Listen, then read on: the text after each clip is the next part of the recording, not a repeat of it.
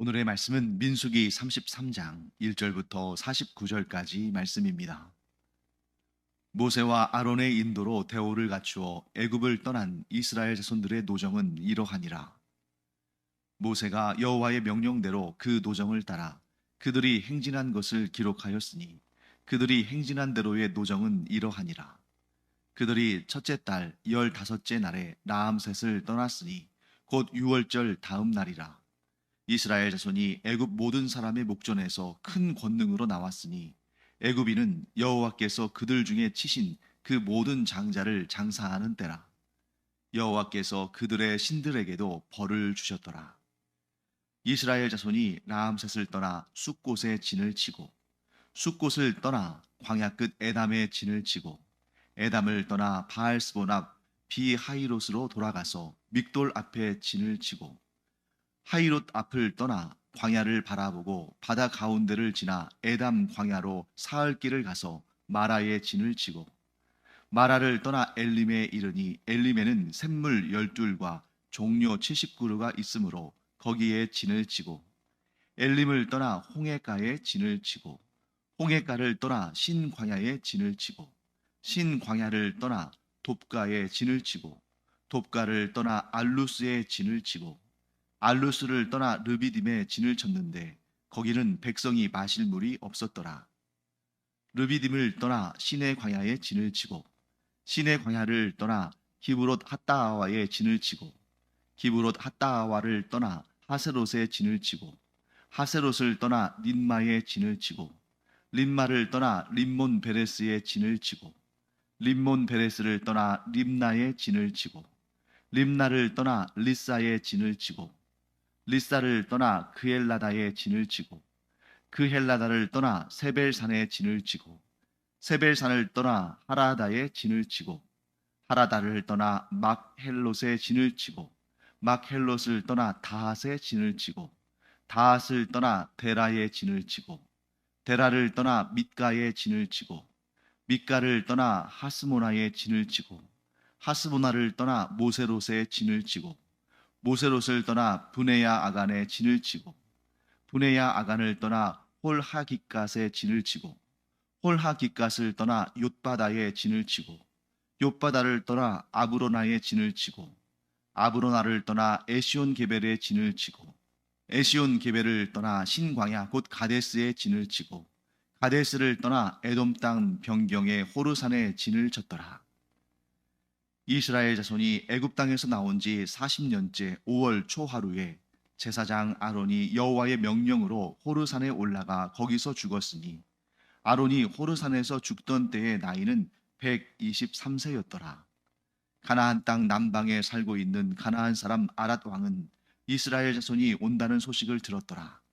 그들이 호르산을 떠나 살무나에 진을 치고 살무나를 떠나 분온에 진을 치고 분온을 떠나 오봇에 진을 치고 오봇을 떠나 모압 변경 이에아바림에 진을 치고 이임을 떠나 디본갓에 진을 치고 디본갓을 떠나 알몬 디블라다임에 진을 치고 알몬 디블라다임을 떠나 느보 아바림산에 진을 치고 아바림산을 떠나 여리고 맞은편 요단강가 모압 평지에 진을 쳤으니 요단강가 모압 평지의 진영이 벤여시못에서부터 아벨 시딤에 이르렀더라. 네, 오늘 우리는 매우 긴 본문을 읽었죠. 민수기 33장인데요. 이 민수기 33장은 여러분들이 이렇게 기억해 두시면 좋겠습니다. 이스라엘 백성들이 출애굽해서 이 가나안 땅에 들어가기 직전까지, 즉 모압 평지에 이르기까지 이 40년의 광야의 여정을, 또 본문의 표현대로 하면 그 노정을, 그 길에서의 여정을 요약해서 기록해 내온 내용이다. 이렇게 여러분들이 아시면 좋겠습니다. 그래서 이 내용은 출애굽기에서도 언급이 된 내용이 있고, 그 다음에 그 이후로 출애굽기의 내용을 벗어나서 그 광야에서의 오랜 한 39년 정도 되는 그런 여정까지를 다 종합적으로 모아놓은 것입니다. 굉장히 길어요. 너무나 많은 지명들도 나오고 또 간간히 어떤 사건들도 언급이 되고 하는데, 이렇게 긴 본문을 읽다 보면 중간에 길을 읽기가 쉽습니다.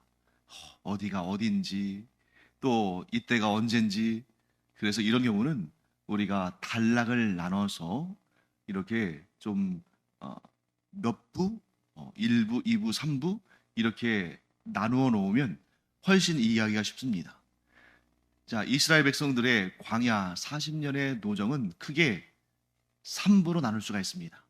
1부는 라암셋에서 시내산까지. 즉 라암셋은 이스라엘 백성들이 거주했던 애굽 땅이죠. 즉 애굽 땅에서 출발해서 시내산에 이르기까지. 그리고 2부는 시내산에서 호르산에 이르기까지. 그리고 3부는 호르산에서 모압 평지에 이르기까지. 이렇게 되어 있는데요.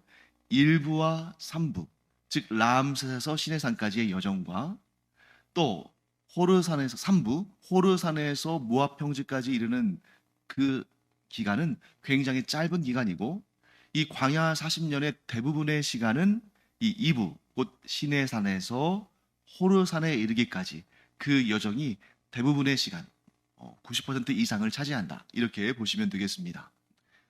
자, 1절부터 4절까지는 이 광야 여정의 전반적인 내용을 설명하는데, 거기에서 몇 가지 아주 중요한 포인트를 제가 여러분들에게 말씀드리겠습니다. 첫째, 이스라엘 백성들의 그 광야의 여정, 즉 그 노정은 자기들 마음대로 가거나 혹은 모세의 인도에 따라 간 것이 아니라 여호와의 명령을 따라 진행한 것이다. 즉 모세가 그들에게 인도자가 되긴 했지만 모세 역시 하나님의 인도하심을 받아서 갈 뿐입니다.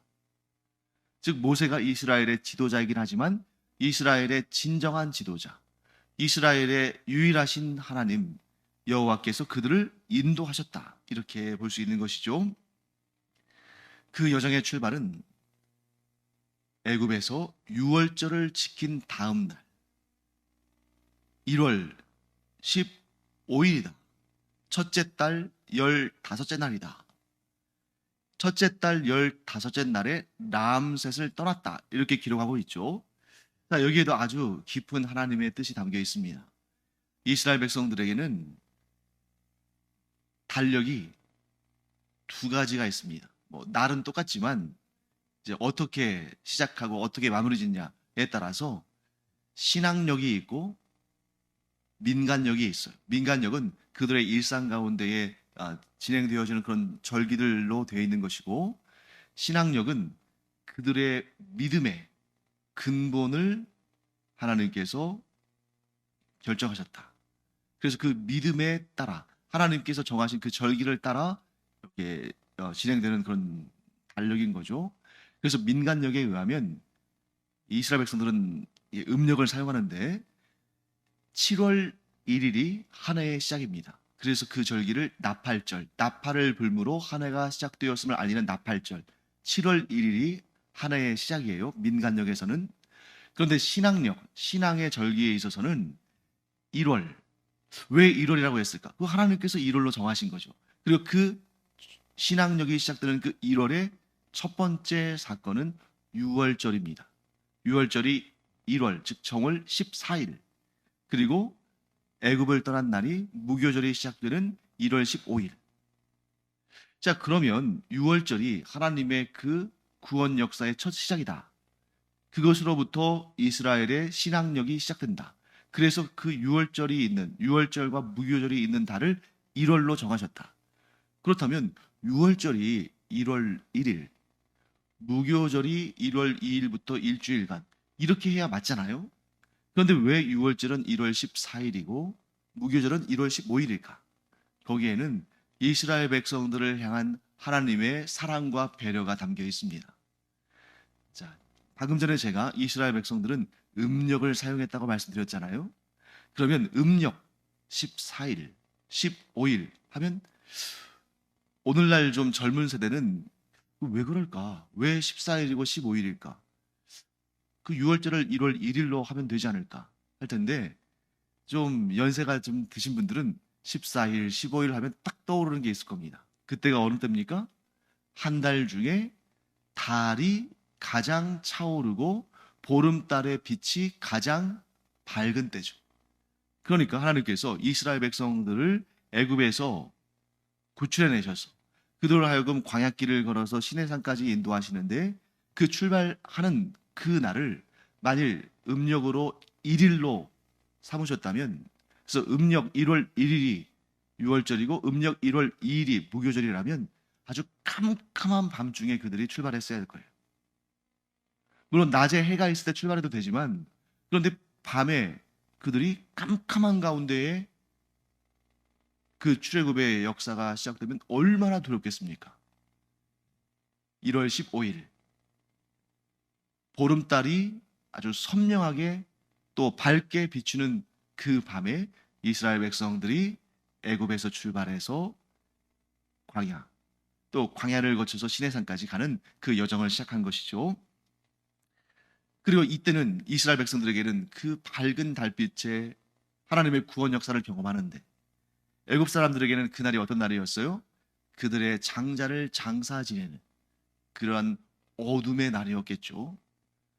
심지어 여호와 하나님께서는 이스라엘 백성들, 곧 하나님의 말씀에 귀를 기울이지 않고 불신앙으로 반응하고 심지어 하나님을 대적한 자들, 그들에게 심판을 내렸는데, 그 심판이 사람에게만 주어진 것이 아니라 오늘 본문의 말씀에 4절 말씀 보시면 여호와께서 그들의 신들에게도, 즉 애굽의 신들, 그 우상들에게도 벌을 내리셨다. 그래서 하나님께서 이 말씀을 모세를 통해서 기록하게 하신 것은 무엇을 뜻하신 것이냐면, 출애굽 여정은 쫓겨난 것이 아니라 패잔병의 행진이 아니라 하나님의 승리의 역사가 담겨 있는 승리자들의 행진이다 하는 것을 말씀하고 있는 것입니다. 이스라엘 백성들이 살기 좋은 애굽 땅에서 왜 그렇게 쫓겨나서 그렇게 광야에서 고생하느냐, 그게 아니라 이스라엘 백성들이 패배자로 쫓겨난 것이 아니라 승리자로 자유를 얻고 독립된 나라를 이루기 위해서 나온 것이고, 그 모든 광야의 여정도 하나님께서 인도하시고 그 길은 반드시 복된 길이고 영광스러운 길이다 하는 것을 말씀하고 있다는 것을 보게 됩니다.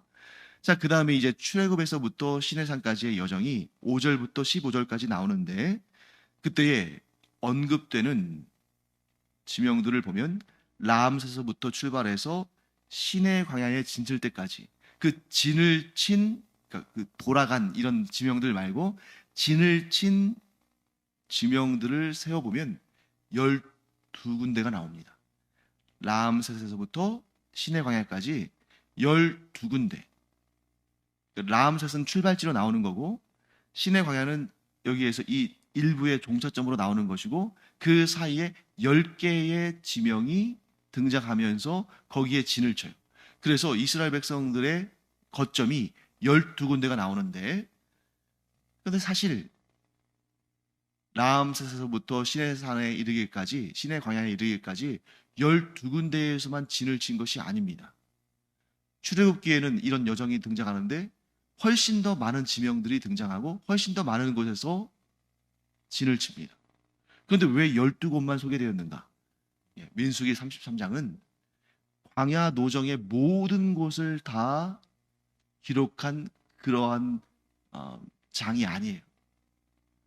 빠져있는 곳들이 많습니다. 그래서 출애굽기의 원문과 출애굽기의 그 내용과 이 민수기 33장의 내용을 비교해 보면 좀 다르게 느껴져요. 그러면 이게 민수기가 잘못된 거 아니냐 이렇게 생각할 수 있는데 그렇지가 않습니다. 의도적으로 그렇게 하신 거죠. 자, 그런 경우는 마태복음 1장에 나오는 예수 그리스도의 계보에도 등장합니다. 자, 구약 성경을 놓고 마태복음 1장에 있는 예수 그리스도의 그 육신의 계보를 놓고 아브라함 때부터 쭉 이렇게 비교해 보면 달라요. 마태복음 1장에 예수 그리스도의 계보에는 빠져 있는 사람들이 많습니다. 구약의 내용들과 비교해 보면 왜 그랬을까요? 일부러 그렇게 한 거예요. 거기에도 3부가 있죠. 아브라함부터 다윗까지, 다윗에서부터 바벨론의 포로로 끌려갈 때까지, 바벨론의 포로로 끌려갈 때부터 예수 그리스도까지 각각 14대씩만 편집해서 올려놓은 거죠. 그 14라는 수가 다윗의 이름의 수다 이렇게 이제 해석을 하잖아요. 그렇기 때문에 어떤 특정한 목적을 두고 그렇게 일부러 중간에 뺄 사람은 빼고 이렇게 하면서 그 숫자를 맞추는 거죠. 그것이 특정한 목적을 두고 의미를 두고 그렇게 한 것이다. 자, 그러면 애굽에서부터 라암세서부터 출발해서 시내 광야에 진을 칠 때까지 왜 12군데의 지명만을 언급했을까? 12이라는 수에 포커스를 맞춘 거죠. 12는 완전수입니다. 그렇기 때문에 이 광야의 여정이 어쩌다 보니까 쫓기듯이 나와서 이리저리 헤매다가 시내산에 도착한 것이 아니라 하나님께서 그 모든 여정을 계획하시고 이끄시고 함께 하셨다 하는 것을 그 숫자 12이라는 숫자에 맞춘 것입니다. 자, 그 다음에 시내산에서부터 호르산까지 16절부터 37절까지 나오는 여정인데요. 이 여정, 이 2부 두 번째 여정이 가장 긴 기간이고 또 가장 사건도 많았습니다. 시내산에서 여호와 하나님께 언약의 두들판을 받고 율법을 받고 하나님과 언약을 체결하고 또 그곳에서 하나님의 임재하심을 상징하는, 즉 하나님께서 이스라엘 백성들과 함께 가신다는 그 의미를 담은 성막을 짓고, 이런 과정, 하나님과 언약을 체결하고 언약의 두돌판을 비롯해서 율법을 받고 하나님의 임재를 나타내는 성막을 짓고, 이런 일들이 대략 한 시내산에서, 저 시내산 앞에 있는 시내 광야에서 대략 1년 정도 이어집니다. 그리고 나서 이제 출발을 해요. 그 여정이 39년 정도 되는데 이때 절대 잊어서는 안 되는 지명이 등장하죠. 그것이 어디입니까? 36절 말씀에 나오는 신광야 가데스. 근데 사실 이 신광야 가데스는 두 번에 걸쳐서 이스라엘 백성들이 그곳에 들어가게 됩니다. 그래서 이 두 번째, 이 2부의 여정에서 가데스는 상당히 일찍 들어갔어요. 그런데 그 가데스에서의 사건으로 인해서 돌고 돌아와서 광야를 유랑하다가 다시 가데스에 와서 2부의 여정을 마무리합니다. 가데스, 혹은 가데스 바네아에서 어떤 일이 있었습니까? 네. 이스라엘 백성들이 사실은 1년 한 반쯤 되는 시간이면 약속의 땅 가나안 땅에 들어갈 수가 있었습니다. 원래 하나님의 계획은 그거였어요. 그래서 한 시내산에서 한 1년쯤 머물다가 또 거기에서 가데스로 가서 거기에서 좀 시간을 갖다가 거기에서 정탐꾼을 파송해서 40일의 정탐을 마치고 돌아와서 그들이 이제 결의를 다지고 그 정탐꾼들의 발견한 그 루트를 따라서 가나안 땅에 들어갔으면 되는데, 거기에서 그 10명의 정탐꾼이, 여호수아와 갈렙을 제외한 나머지 10명의 정탐꾼이 믿음 없는 말을 하고, 그 믿음 없는 말을 들은 이스라엘 백성들이 우리가 다 여기서 죽게 되었다 하고 하나님께 원망하고 불평했을 때에 하나님께서 그들이 울부짖은 말 그대로 이루어 주셨죠. 그래서 출애굽 1세대가 여호수아 갈렙을 제외하고는 아무도 가나안 땅에 들어가지 못하는 그런 너무나 안타까운 역사가 이 2부 역사에 있는 것입니다. 자, 이런 역사를 볼 때 우리는 참 우리가 얼마나 믿음으로 반응해야 되는가, 또 그 믿음이 우리의 마음에만 있어서는 안 되고 우리의 말과 행동에도 따라야 한다. 즉 우리가 말로도 행동으로도 그 믿음을 표현해야 한다 하는 것을 보게 됩니다. 그리고 나서 이제 출애굽 여정의 3부, 호르산에서 모압 평지까지입니다. 그 내용이 38절에서 49절까지 나오죠. 자, 호르산이 언급되는 중요한 이유는 그 호르산이 누가 죽은 곳입니까? 아론이 죽은 것입니다.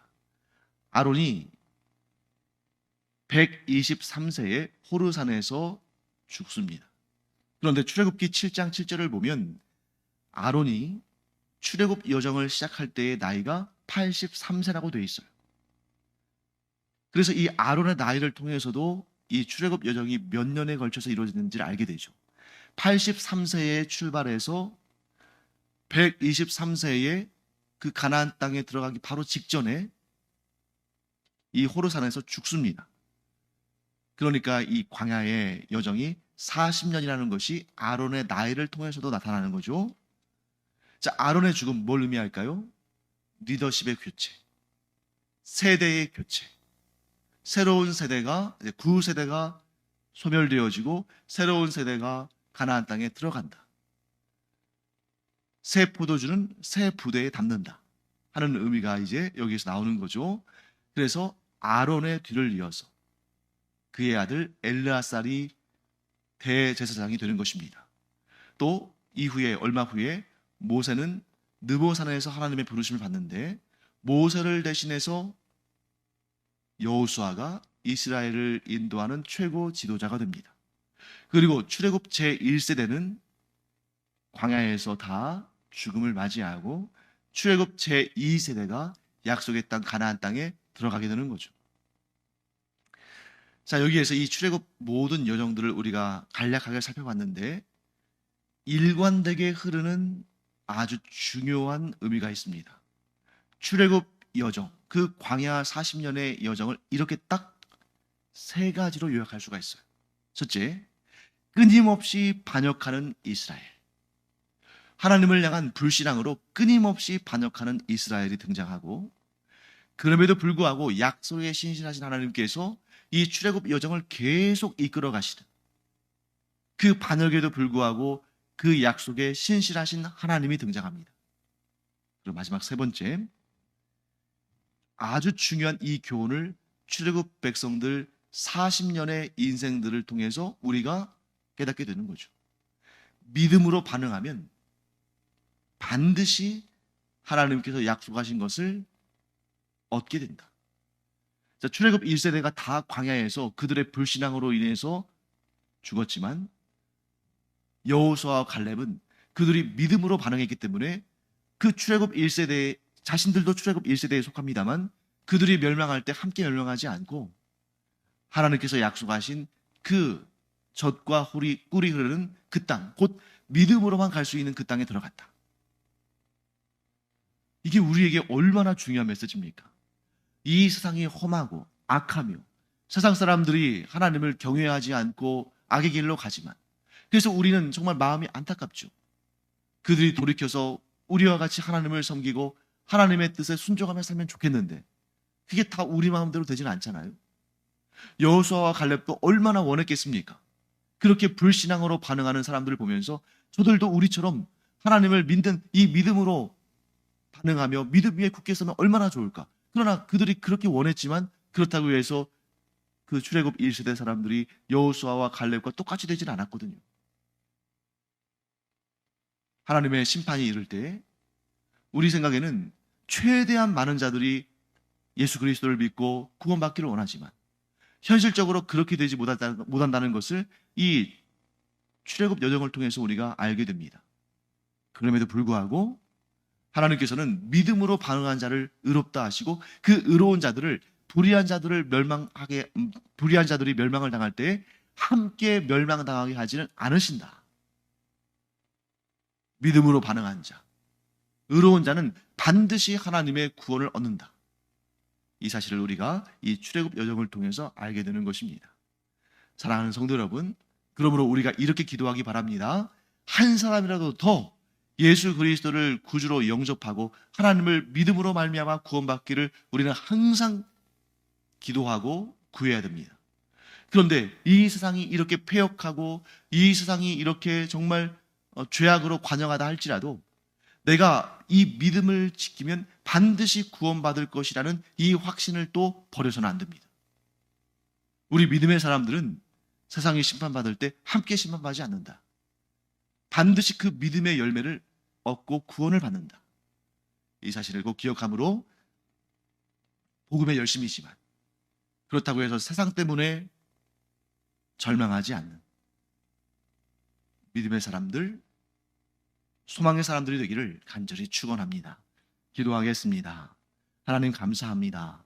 이 출애굽 여정을 통해서 저희들이 귀한 교훈을 얻습니다.